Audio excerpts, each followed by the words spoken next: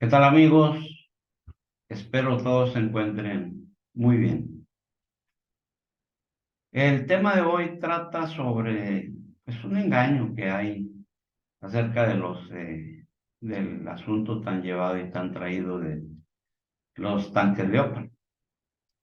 Eh, pero lo vamos a titular también: la guerra en Ucrania es para mantener a la Unión Europea bajo tutela, es decir, para tenerlos controlados.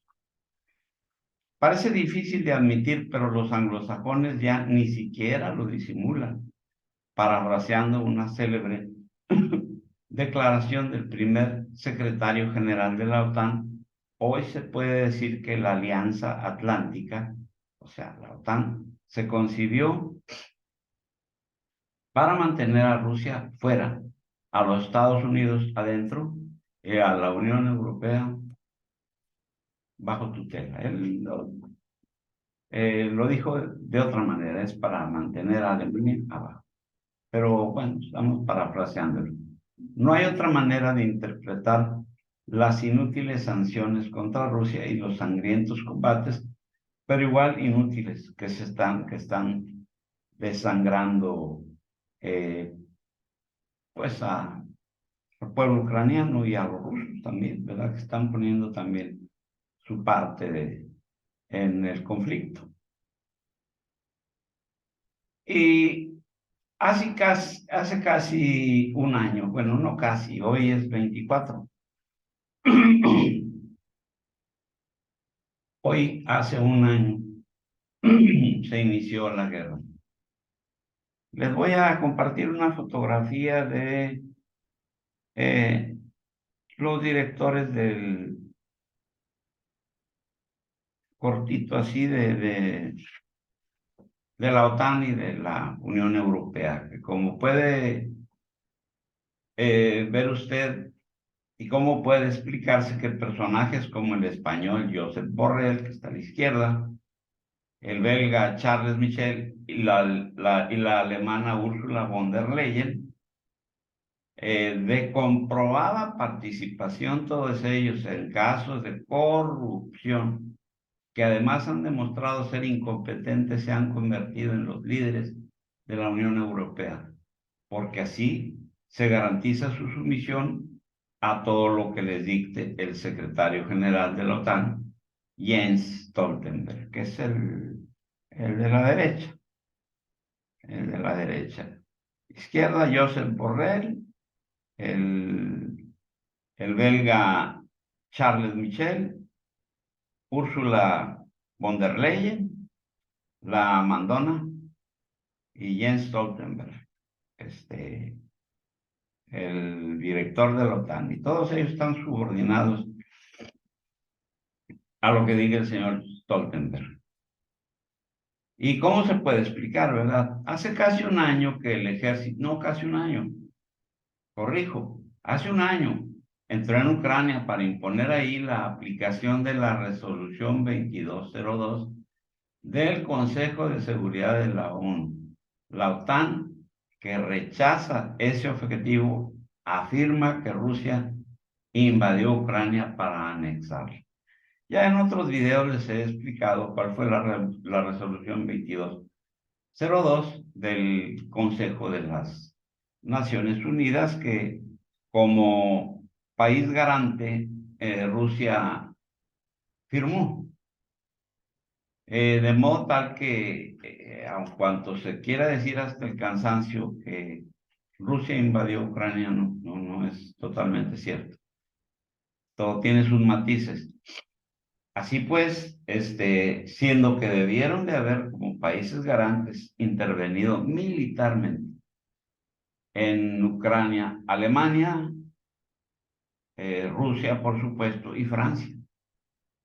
Pues ya se supo por las pláticas que dio la señora, o las entrevistas que dio la señora Angela Merkel, pues que todo había sido un engaño. De modo que el único país garante que intervino para evitar la matazón que estaba llevando a cabo desde hace 8 años el ejército, o 9, mejor dicho, ya, porque ya se cumplió un año, o 9 años, que estaba llevando a cabo el ejército de Kiev. La OTAN, que rechaza este objetivo, afirma que Rusia invadió Ucrania para anexarla. Los referéndums de adhesión a la Federación Rusa realizados en 4 oblasts, o sea, en 4 estados, parecen confirmar esa interpretación de la OTAN, pero la historia de la Novorosilla confirma las aplicaciones de Rusia. Las dos narrativas siguen sonando en paralelo. Novorosilla, la nueva Rusia. Por una parte, después de haber editado un boletín cotidiano sobre la guerra en Kosovo, recuerdo que todas las agencias de prensa de los Balcanes contradecían entonces la narrativa de la OTAN y no tenían manera de saber quién decía la verdad. 2 días después del fin de aquel conflicto, algunos periodistas de los países miembros de la Alianza Atlántica pudieron viajar al lugar de los hechos y comprobar que habían sido engañados. Las agencias de prensa regionales tenían la razón. La OTAN nos había mentido constantemente. Lo mismo que está sucediendo actualmente en Ucrania. Años después, siendo miembro del gobierno de Libia, el periodista Thierry Meyssan y la OTAN, dotada por un mandato del Consejo de Seguridad de la ONU para proteger a la población en Libia, utilizó abusivamente aquel mandato para derrocar a la llamarilla árabe libia, matando en el proceso a 120,000 gentes, supuestamente para protegerlos del dictador Muammar el-Gaddafi. Persona que supuestamente los tenía oprimidos y para protegerlos, pues mandaron un gran ejército, sobre todo Fuerza Aérea, y aniquiló a 120,000 personas, a los que supuestamente tenía que proteger.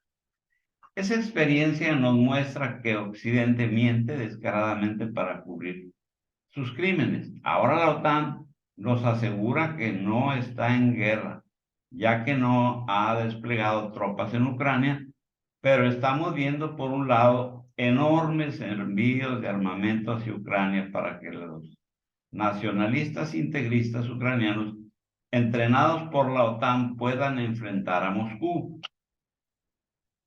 También estamos viendo, por otro lado, cómo se impone una guerra económica también sin precedentes en un intento de destruir la economía rusa. Dadas las proporciones que va tomando esta guerra, a donde Occidente usa a Ucrania para tratar de acabar con Rusia en el enfrentamiento directo entre la OTAN y Rusia, pues parece cada vez más posible. Sin embargo, una guerra mundial parece altamente improbable, al menos a corto plazo. Y los hechos ya contradicen a las narraciones de la OTAN. La guerra parece no estar cerca de terminar, pero no porque los dos bandos estén en condiciones de igualdad, sino porque la OTAN no quiere enfrentarse a Rusia.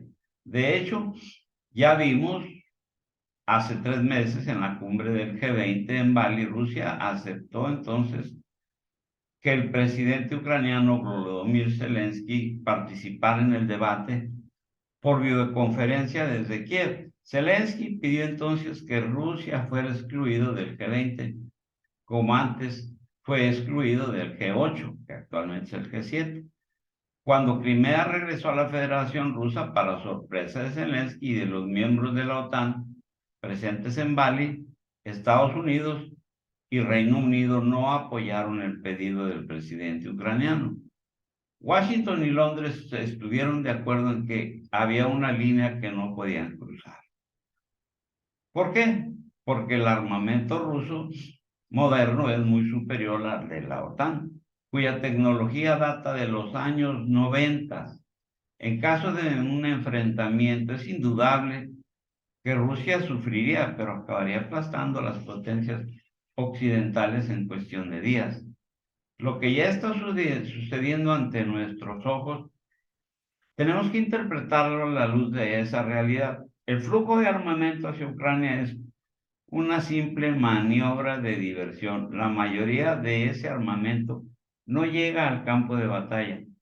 Ya se había anunciado desde de diferentes sitios web que ese armamento estaba siendo desviado para desatar otra guerra en el Sahel, es decir, en África. El presidente de Níger, Muhammad Buhari, incluso confirmó públicamente que grandes volúmenes de armas supuestamente destinados a Ucrania ya estaban en manos de los yihadistas africanos.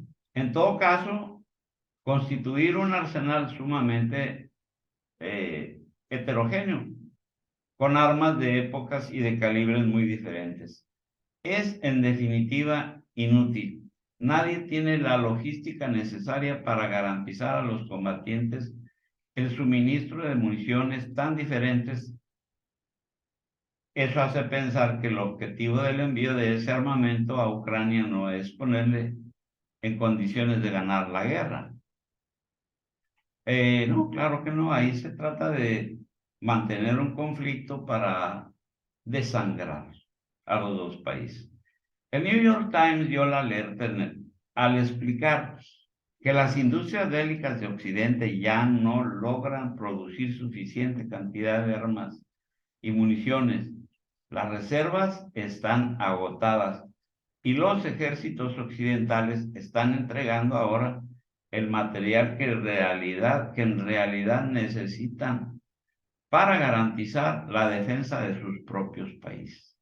Es decir, los países de la OTAN se han dedicado a estar mandando sus arsenales porque la producción industrial de Occidente no es suficiente para abastecer la tremenda cantidad de armamentos que se requiere. Esto último fue confirmado por el secretario a cargo de la Marina de Guerra de los Estados Unidos. Apunte usted el nombre, Carlos del Toro, quien advirtió que los ejércitos estadounidenses están entregando armamento que en realidad necesitan para su propio arsenal. Del Toro precisó que si el complejo militar industrial estadounidense no logra en 6 meses producir más armas que Rusia, las Fuerzas Armadas de Estados Unidos no podrán cumplir su misión. Primera observación. Eso quiere decir que si algunos políticos estadounidenses quieren desencadenar el Armagedón, en realidad no tienen los medios necesarios para hacerlo dentro de los próximos 6 meses. Y es probable que tampoco los tengan después. Aunque quieran una tercera guerra mundial, no tienen, sus arsenales están vacíos prácticamente. Y así pues, estudiemos tantito ahora la guerra económica. Comenzaremos dejando de lado el término elegante que se usa para esconder la guerra económica, las sanciones. ¿Qué es una guerra económica?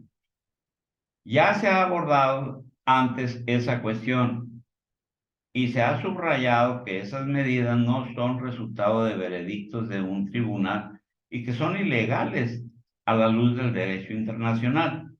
Observemos el comportamiento de las monedas. El dólar aplastó al rublo durante 2 meses al principio de la guerra, pero el billete verde acabó bajando al valor que tenía en 2015 y 2020 sin que Rusia tuviese necesidad de endeudarse masivamente. ¿Qué hizo Rusia? Señores, mi gas y mi petróleo se vende en rublos. No quiero dólares, no quiero euros. El rublo se revaluó. En otras palabras, el efecto de las mal llamadas sanciones sobre Rusia están muy lejos de ser importantes.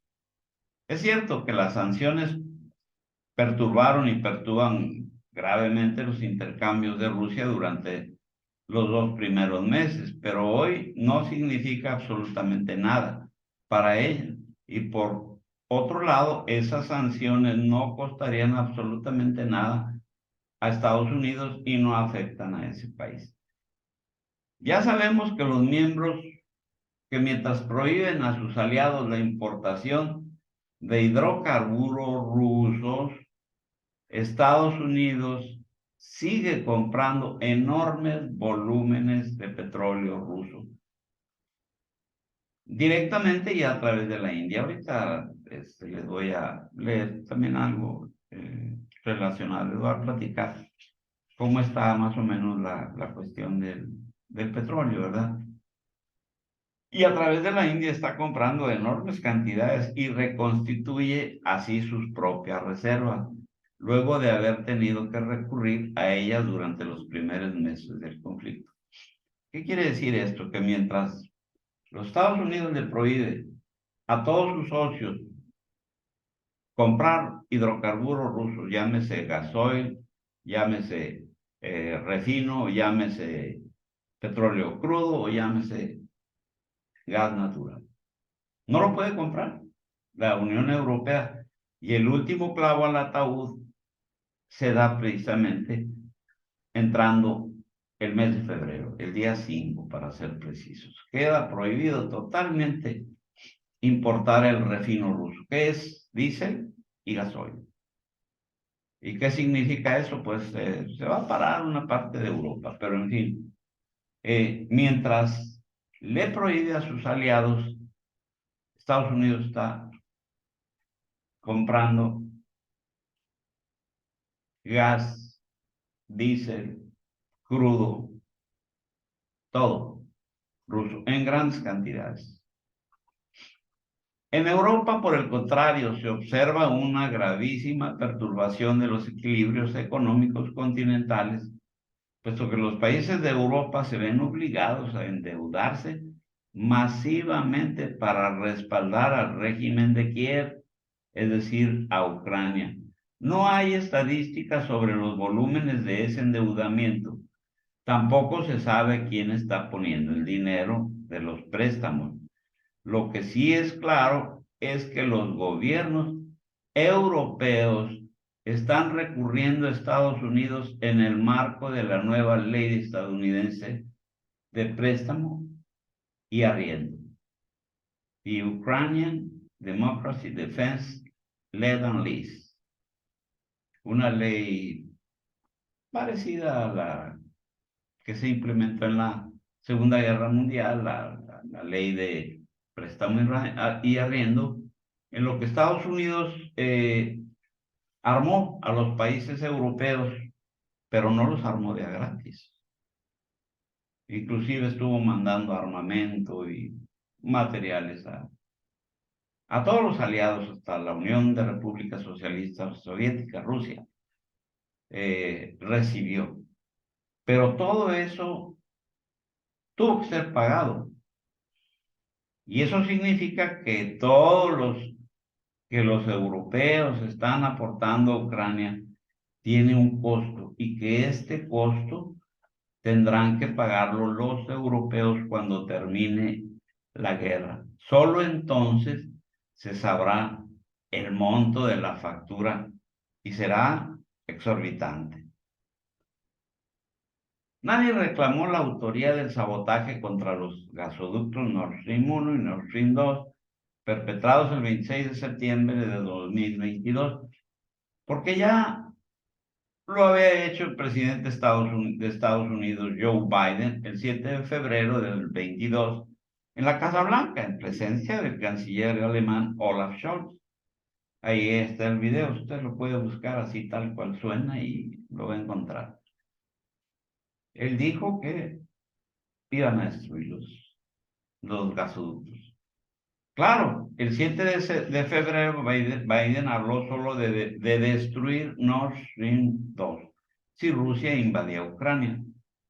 Pero si Biden habló así fue porque la periodista que le hizo la pregunta limitó ella misma el alcance de su interrogante, es decir, preguntó sobre Nord Stream 2.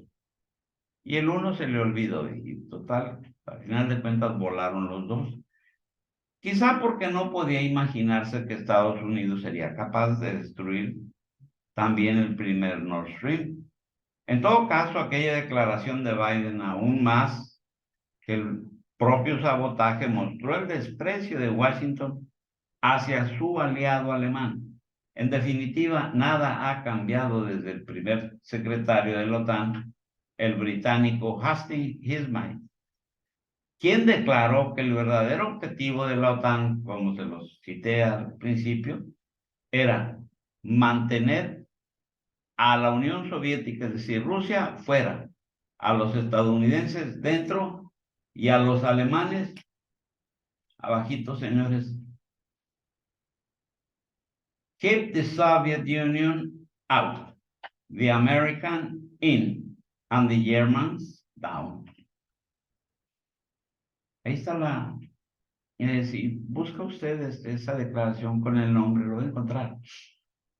Hoy la Unión Soviética ha dejado de existir y Alemania se ha convertido en el líder de la Unión Europea. Si estuviese vivo Lord Hizmay, el primer secretario de la OTAN, diría probablemente que el objetivo de la OTAN es mantener a Rusia fuera, a los estadounidenses dentro y a la Unión Europea bajo tutela, o sea, subordinados. Alemania, el país para el cual el sabotaje contra los gasoductos Nord Stream 1 y Nord Stream 2 representó el golpe más grave que ha sufrido desde el final de la Segunda Guerra Mundial. No se atrevió a protestar y además se tragó el plan Biden de salvamento de la economía estadounidense a costa de las industrias alemanas. Es decir, la ley de antiinflación o Green Law, como usted lo quiera llamar, que por cierto ya se trajo 4,000 empleos de Ford Europa y vienen también para acá, precisamente se van a instalar en el estado en Michigan, se van a instalar una planta de Porsche y una planta de Ford, Alemania. Se vienen para acá los trabajos. Tal cual, ya les expliqué yo, ya les platiqué del enorme pastelote que no estaba yo actualizado porque de 400,000 millones de dólares subió a 519,000 millones de dólares. Y pues, ¿quién le va a llorar si le están dando pan? O sea, le dicen, vente para acá y te damos dinero a llenar y aquí tienes mercado, tienes energéticos, tienes lo que quieras, ¿no? Pues cualquiera se convence por un pedacito de ese pastel, hasta yo me voy. Eso consiste en acercarse, la reacción de Alemania ante todo eso consiste en acercarse a China y evitar pelearse con Polonia, la nueva favorita de Estados Unidos en Europa. Y ahorita Polonia es la muñeca bonita. Y los europeos en general, incluidos los alemanes, los traen muy olvidados. La favorita de Estados Unidos en Europa, Alemania propone ahora reconstruir su propia industria desarrollando la fabricación de municiones para la OTAN. Pero ya la cuestión de vehículos pesados, de automóviles, ¿sí? Todas las industrias que le interesan a los Estados Unidos vienen para los Estados Unidos. Por consiguiente, Alemania acepta la sumisión al amo estadounidense y la Unión Europea, bajo el control de Berlín, también acepta la sumisión a Estados Unidos. Segunda observación. Los alemanes y los miembros de la Unión Europea en general han notado un descenso evidente en su nivel de vida, junto con los ucranianos, los alemanes y los demás europeos son las únicas víctimas de la actual guerra. Y por supuesto, el beneficiado, pues como siempre, el que invierte más, el que mueve los hilos. En 1992, cuando la Federación Rusa acababa de nacer sobre las ruinas de la Unión Soviética, el entonces secretario de Defensa, Dick Cheney, encargó al straussiano, al ultraconservador Paul Wolfowitz, un informe cuyo contenido nos ha llegado tremendamente mutilado, pero ya salió, ya es material desclasificado, pero los fragmentos publicados en el New York Times y el Washington Post de la semana pasada muestran que Washington ya no veía a Rusia como la amenaza, sino que la consideraba a la Unión Europea con un nivel potencial de amenaza. En los fragmentos publicados se leía que aunque Estados Unidos apoyó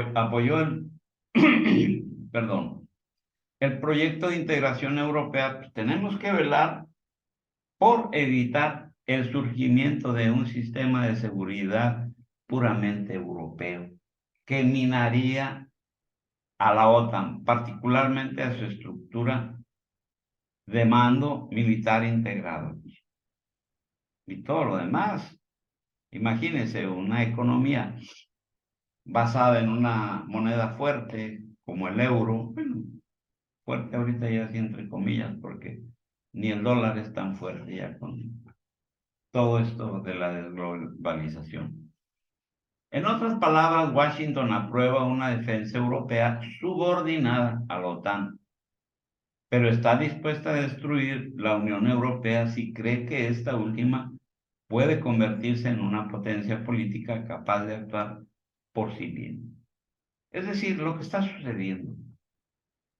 La fotografía que yo les presentaba de eh, Josep Borrell, Ursula von der Leyen, Stoltenberg, esos son los que están moviendo los hilos de la Unión Europea, pero es Washington quien los maneja, puesto que los cuatro están hasta el cuello en problemas de corrupción. En otras palabras, Washington aprueba una defensa europea, pues como les digo, abajito de ellos, subordinada a la OTAN, pero está dispuesta a destruir la Unión Europea si cree que ellos quieren moverse solos. La estrategia actual de Estados Unidos, que no debilita a Rusia, sino a la Unión Europea con el pretexto de luchar contra Rusia, es la segunda aplicación concreta de la doctrina Wolfowitz. Su primera aplicación en 2003 consistió en castigar a Francia y a Alemania cuando esos dos países se opusieron a la destrucción de Irak. Eso fue exactamente lo que declaró el jefe del Estado Mayor Conjunto de Estados Unidos, el general Mark Milley, en la conferencia de prensa posterior a la reunión de la OTAN realizada el 20 de enero en la base estadounidense de Ramstein, Alemania. Después de haber exigido a todos los participantes que mantuvieran los envíos de armas, ayer el general estadounidense reconoció que este año será muy difícil expulsar militarmente a las fuerzas rusas de cada centímetro cuadrado de la Ucrania ocupada por Rusia. This year it will be very difficult to military eject of the Russian force every inch of Russian occupied Ukraine. Dicho de otra manera, los aliados de Estados Unidos tienen que seguir desangrándose, pero no hay la menor esperanza de obtener algún tipo de victoria sobre Rusia. La tercera observación, el objetivo de la guerra no es derrotar a Rusia, sino debilitar a la Unión Europea. El último cuento que salió esta semana sobre el envío de los famosos tanques Leopard, y que si no los mandas tú, los llevo yo, y bueno, un relajo porque Estados Unidos, presionando a Alemania, le pedía que mandara tanques Leopard de fabricación alemana. Bien, Alemania se negó. Alemania dijo, bueno, ustedes mandan tanques Abrams y yo mando tanques Leopard, cosa a la que se negaron los objetivos, se negaron, quiero decir, eh, los estadounidenses, aduciendo que los tanques Abrams eran muy avanzados, que eran muy difíciles de manejar, puesto que tenían turbinas a gas y que eran muy difíciles de darles el mantenimiento, y total que dijeron, no mandamos los tanques Abrams, pero tu Alemania, mándalos. Y si no mandas los tuyos, bueno, permite que otros países que te han comprado tanques del tipo Leopard 2 los envíen a Ucrania. Recuérdese que lo que está en juego aquí es una cuestión que usted no va a ver en los periódicos, y es que realmente el armamento eh, ya se agotó. ¿Por qué se agotó? Porque Ucrania estaba y está actualmente armada con armamento soviético, todavía armamento de la Unión Soviética que tenían en cantidades industriales. Y todos los países de Europa del Este que pertenecían al Pacto de Varsovia, ellos también tenían armamento soviético, tanques T-72, MiG-25, howitzers, cañones, artillería, morteros, todo tipo de armamento y municiones soviéticas. Es decir, todo el armamento que mandaban a Ucrania era perfectamente utilizable, porque pues era compatible todo era eh, material de la era soviética. Pero pues eso ya se agotó. Ya ahorita ya no le quedan muchos tanques a Ucrania, porque es una destrucción masiva. Rusia está destruyendo 140 tanques por mes. Y pues imagínese usted, a razón de 140 tanques al mes, eh, ¿cuántos blindados Leopard van a mandar los países, los 12 países que tienen ese tipo de blindados? Van a mandar 1000, 1500, 500, 100, pues a saber. Y ahora, ¿en qué condiciones los manden? Puesto que muchos de esos tanques se van a llevar y están en tan malas condiciones que se van a utilizar para canibalizarlos, es decir, para extraerles piezas de repuesto y ponérselos a otro. Y digamos que de 2 tanques van a ser uno. ¿Se imagina usted cómo se va a poder eh, pelear en esas condiciones, puesto que el ejército ucraniano no conoce el uso de esos tanques? Y por si fuera poco, la mitad de esos tanques pues están en malas condiciones. Así pues les van a mandar armamento por mandárselo, porque calcule usted, Alemania posee 350 tanques Leopard. Es lo que tiene en su inventario el ejército alemán. Y por cierto, el tanque Leopard se ha dejado de fabricar y se tendría que volver a fabricar de nuevo. Y piezas, pues ni hablar de ellas. Luego entonces, ¿para cuánto tiempo les van a durar los tanques que les manden los países que quieran donar tanques? Ellos se van a deshacer de los blindados, muchos de ellos que ya son junks, scrap, basura, los van a mandar, pero los van a cobrar como nuevos. Y así pues, el que va a pagar el pato, pues va a ser la misma Unión Europea. Pero de momento van a facturar y van a facturar caro y los van a cobrar a su precio. De modo que, ¿para cuánto tiempo les van a durar esos tanques?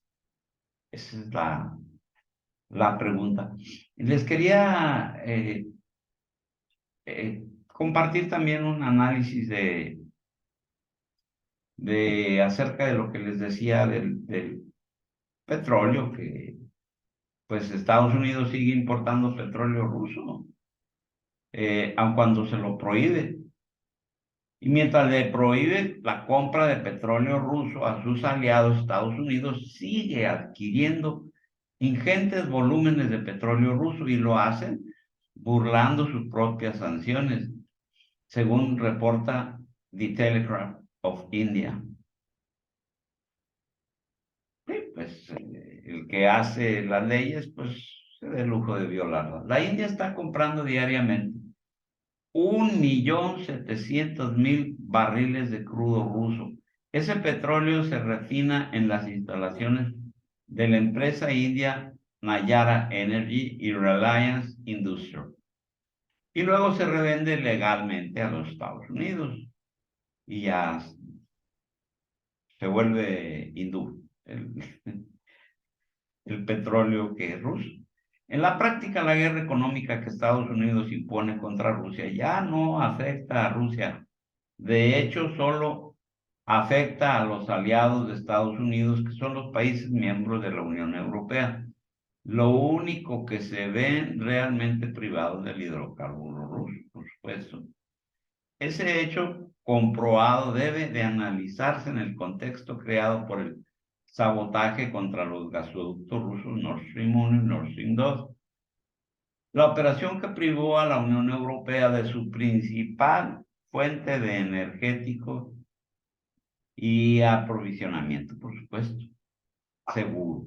Lo anterior demuestra que Washington está perfectamente consciente de que Moscú no invadió Ucrania, sino que Rusia está tratando de poner en aplicación ahí la resolución 2202 del Consejo de Seguridad de la ONU. En definitiva, el objetivo real de toda la propaganda atlantista que acusa a Rusia de los peores crímenes no es movilizar tropas aliadas contra Moscú, sino manipular a los europeos para hacerles aceptar una recesión económica impuesta conforme a lo planeado en el informe de Paul Wolfowitz, que presentó al Pentágono en 1992. El actual secretario de Estado, Anthony Blinken, y su segunda, la inefable señora Victoria Nuland, Victoria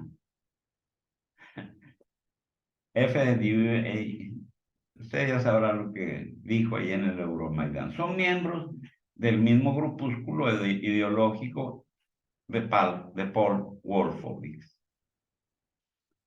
En 1992, Paul Wolfowitz escribía: Estados Unidos apoya el proyecto de integración europea. Tenemos que evitar el surgimiento de un sistema de seguridad puramente europeo que socavaría la OTAN y particularmente su estructura de mando militar integrado. Conclusión: para el Pentágono, el enemigo principal no es Rusia, sino una Europa independiente.